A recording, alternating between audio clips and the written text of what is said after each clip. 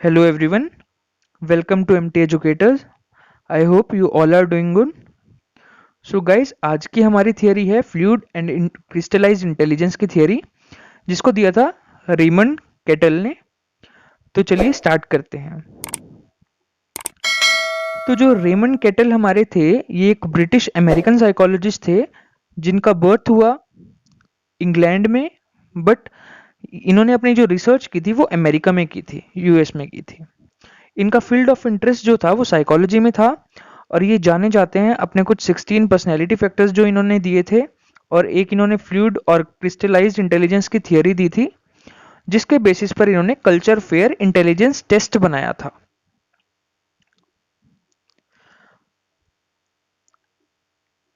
इन्होंने फ्लूइड और crystallised intelligence की बात की है, जिसके थ्रू इन्होंने ह्यूमन कॉग्निटिव एबिलिटी को एक्सप्लेन किया है।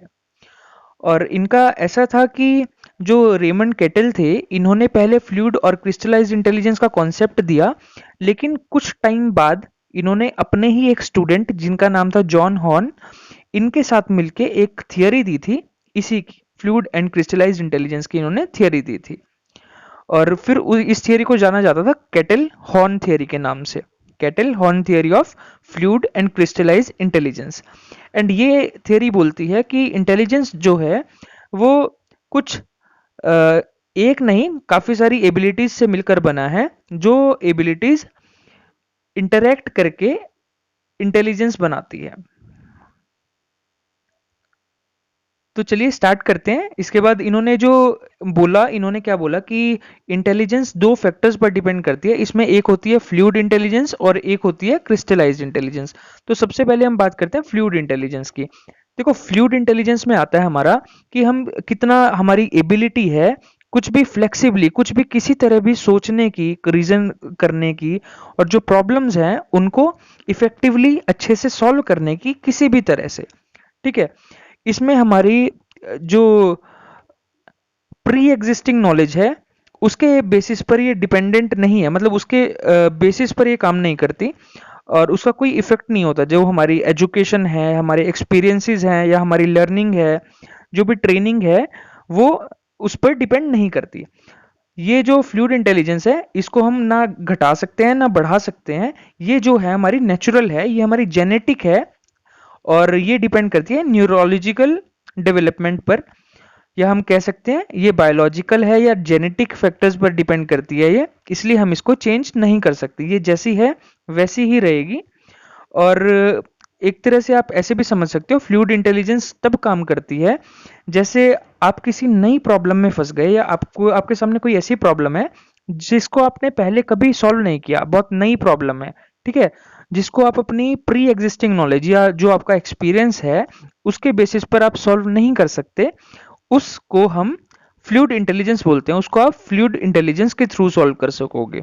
जैसे इसमें आ जाते हैं, जैसे आपकी कोई भी रीजनिंग हो गई, या कोई भी ऐसी प्रॉब्लम हो गई, कोई नई प्रॉब्लम जिसको आपको फेस करना है। जैसे कोई आपको नया पजल दे दिया किसी ने कि आपको ये पजल सॉल्व करना है, और जो कि आपने पहले कभी नहीं किया, ठीक है, उसको हम बोल सकते हैं कि यहाँ पर आपकी फ्लूइड इंटेलिजेंस काम करेगी। तो इसके कुछ फैक्टर्स हैं, मैं आपको और थोड़ा सा एक्सप्लेन कर देता हूँ। देखो, जब आपने पहले किसी प्रॉब्लम को फेस नहीं किया और ये ही आपके पास नई प्रॉब्लम है, तो यहाँ पर आपकी बहुत डाइवर्जेंट थिंकिंग होगी। आप बहुत सारी तरीके, बहुत सारी तरह से आप सोचोगे, मल्टीपल चीज़ों को आप सोचोगे, तो आपकी डाइवर्जेंट थिंकिंग होगी। ठीक है, आप बहुत सारे वेज को सोचोगे कि किस तरह से ये प्रॉब्लम सॉल्व हो सकती है, क्योंकि आपके पास ये नई सिचुएशन होगी। और सेकंड थिंग हमने बात की थी कि ये हेरिडिटी पर डिपेंड करती है, ना हम इसको घटा सकते ना इसको बढ़ा सकते। और जैसे कि ये हमने बात की कि ये डाइवर्जेंट थिंकिंग इसमें होती है, इसलिए यहाँ पर क्रिएटिविटी का भी कॉन्सेप्ट आ जाता है कि यहाँ पर आपकी क्रिएटिविटी भी काम करती है। देन उसके बाद सेकेंडली हमारी आती है crystallised intelligence. Crystallised intelligence basically क्या होती है कि जो भी आपके पास अगर कोई प्रॉब्लम है, और वो आपके पास्ट एक्सपीरियंसेस के थ्रू, उनकी हेल्प से वो आप सॉल्व कर पा रहे हो, तो वो आपकी क्रिस्टलाइज्ड इंटेलिजेंस कहलाएगी। Crystallized intelligence refers to the accumulation of knowledge, facts, skills that are acquired through life. Crystallized intelligence involves the knowledge that comes from prior learning, देखो जो भी आपने पहले से आपको आता है, आपके जो भी एक्सपीरियंसेस हैं पहले, उनके बेसिस पर आपकी क्रिस्टलाइज इंटेलिजेंस कहलाएगी। जैसे आपने जैसे सिक्स्थ क्लास में कोई टॉपिक पढ़ा, ठीक है, सेवेंथ क्लास में वही टॉपिक आपको थोड़ा सा मतलब कि और डिटेल में आ गया, ठीक है, तो आपकी जो प्रायर आपकी नॉलेज होगी, आपके पास्ट जो एक्सपीरियंसेस होंगे, उनके बेसिस पर आप सेवेंथ क्लास की प्रॉब्लम्स को सॉल्व कर पाओगे। तो ये कहलाती है हमारी क्रिस्टलाइज इंटेलिजेंस। जो क्रिस्टलाइज इंटेलिजेंस है हमारी, ये एज के साथ साथ स्ट्रांग हो जाती है, क्योंकि आप एज के साथ साथ नई नॉलेज एक्वायर करते हो, नई ज़्यादा आपकी अंडरस्टैंडिंग बनती है और आपके एक्सपीरियंसेस ज़्यादा होते हैं, जिसके बेसिस पर आपकी क्रिस्टलाइज इंटेलिजेंस और स्ट्रांग हो जाती है। तो ये जो हमारी इंटेलिजेंस है, क्रिस्टलाइज इंटेलिजेंस, ये एजुकेशन, कल्चर, सोसाइटी और लर्निंग जो होती है, इन सारे फैक्टर्स पर बेस्ड होती है। इन सब चीज़ों का इस पर इफेक्ट पड़ता है, लेकिन फ्लूइड इंटेलिजेंस का नहीं पड़ता, क्योंकि वहाँ बिल्कुल नई प्रॉब्लम होती है और यहाँ पर कुछ ऐसी प्रॉब्लम होती है जिसको आप अपने पास्ट एक्सपीरियंसेस के बेसिस पर सॉल्व करने की कोशिश कर सकते हो। इसमें आ जाती है आपकी वोकेब्युलरी। वो क्योंकि आपने देखा होगा कि जब छोटा बच्चा होता है उसको पहले अल्फ़ाबेट सिखाए जाते हैं, फिर अल्फ़ाबेट सिखाने के बाद वो वर्ड्स बनाना सीखता है, वर्ड्स के बाद वो सेंटेंसेस बनाना सीखता है, तो उसकी प्रायर नॉलेज जो पास्ट एक्सपीरियंसेस होते हैं उसके बेसिस पर उसकी नई नॉलेज बनती है। तो ये क्रिस्टलाइज इंटेलिजेंस उसकी उसकी काम करती है। और आप एग्जांपल ले सकते हो इसके, जैसे आपने कार चलानी सीखी, ठीक है, जब आपने नई नई कार चलाई तो वो आपकी फ्लूइड इंटेलिजेंस काम करेगी, क्योंकि आपको पता ही नहीं है उसके फीचर्स क्या हैं, ये कैसे वर्क करता है सब कुछ, ठीक है। लेकिन जब आपने कार चलानी सीख ली, उसके बाद आप कोई दूसरी कार चला रहे हो, ठीक है, तो यहाँ पर आपकी क्रिस्टलाइज इंटेलिजेंस काम करेगी कि आपको ये चीज़ पहले आती है और आप उसी फंक्शन को दोबारा परफॉर्म कर रहे हो और बेटर वे में परफॉर्म कर रहे हो, ठीक है। ये आपकी क्रिस्टलाइज इंटेलिजेंस कहलाएगी।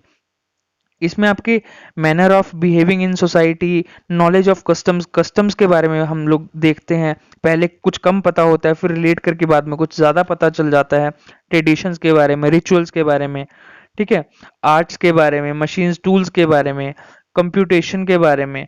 तो ये भी जो सभी टास्क हैं, ये हमारे प्रीवियस नॉलेज पर, एक्सपीरियंसेस पर और प्रैक्टिस से इफेक्ट होते हैं। तो ये तो थी हमारी क्रिस्टलाइज इंटेलिजेंस। अब मैं आपको ब्रीफली थोड़ा सा और अच्छे से एक्सप्लेन कर देता हूँ। देखिए जो फ्लूइड इंटेलिजेंस होती है हमारी, हम इसमें कॉम्प्लेक्स फंक्शंस की बात करते हैं। कॉम्प्लेक्स फंक्शंस मतलब क्योंकि हमारे पास बिल्कुल नई प्रॉब्लम होती है, हमें उसको सॉल्व करना होता है, तो इसलिए हम यहाँ पर कॉम्प्लेक्स फंक्शंस की बात करते हैं। ये पीक्स एट मिड ट्वेंटीज, ये जो फ्लूइड इंटेलिजेंस है हमारी, ये हमारी लाइफ लॉन्ग नहीं होती। स्टार्टिंग में ये हमारी एडोलेसेंस के बाद कुछ टाइम बाद तक ये इंटेलिजेंस काम करती है, उसके बाद ये इंटेलिजेंस कम होती चली जाती है। ये मिड ट्वेंटीज पर पीक पे होती है, क्योंकि उस टाइम पर हम कुछ नई प्रॉब्लम्स को सॉल्व कर रहे होते हैं, हमारी लाइफ में कुछ नई चीजें आती हैं।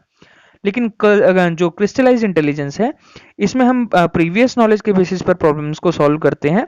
इसमें हम लर्निंग की बात करते हैं, कल्चर जो इन्फ्लुएंस होता है, कल्चर का इस पर इन्फ्लुएंस होता है, एक्सपीरियंस का इन्फ्लुएंस होता है, कॉम्प्रिहेंशन में जजमेंट और विजडम का इन्फ्लुएंस इस पर होता है। और अंटिल 70 ईयर्स ये काम करती है। 70 ईयर्स का मतलब आप कह सकते हो लाइफ लॉन्ग ही होती है। तो हम अपनी पूरी लाइफ में कुछ ना कुछ नया सीखते हैं, एक्वायर करते हैं, नॉलेज गेन करते हैं, जिसके बेसिस पर हम आने वाली प्रॉब्लम्स को टैकल करते हैं। इस ग्राफ से आप देख सकते हो जो क्रिस्टलाइज इंटेलिजेंस है ये चलती जा रही है और ये लाइफ लॉन्ग होती है हमारी इंटेलिजेंस।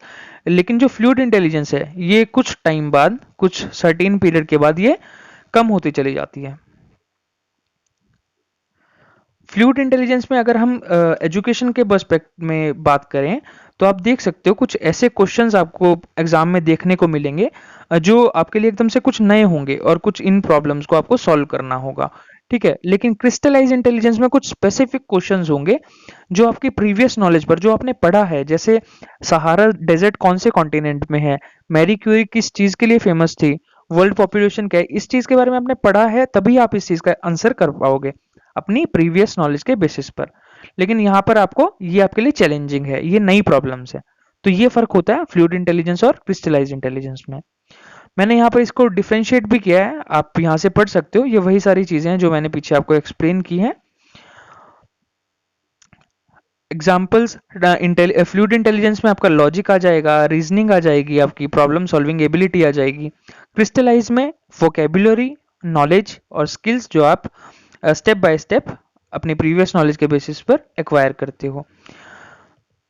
ये मिड लाइफ में पीक पर होगी, ये ओल्ड एज में, मतलब ये लाइफ लॉन्ग होगी। उसके बाद देखिए, ये जो हमारी फ्लूइड इंटेलिजेंस और क्रिस्टलाइज इंटेलिजेंस है, ये एक दूसरे को कॉम्प्लीमेंट करते हैं और ये एक दूसरे के साथ चलते हैं। इन दोनों को मिला के ही हमारी इंटेलिजेंस बनती है और इन दोनों को मिला के ही हम कुछ अपने टास्क पूरे परफॉर्म कर पाते हैं इफेक्टिवली।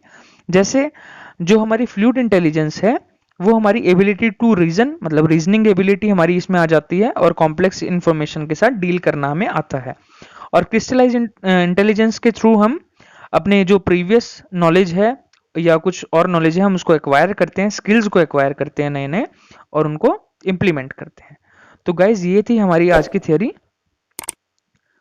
जिसमें मैंने आपको एक्सप्लेन किया फ्लूइड इंटेलिजेंस और क्रिस्टलाइज इंटेलिजेंस के बारे में। आई होप आप सबको ये थियोरी क्लियर हो गई होगी। So guys, thank you for watching. Stay connected for the upcoming videos.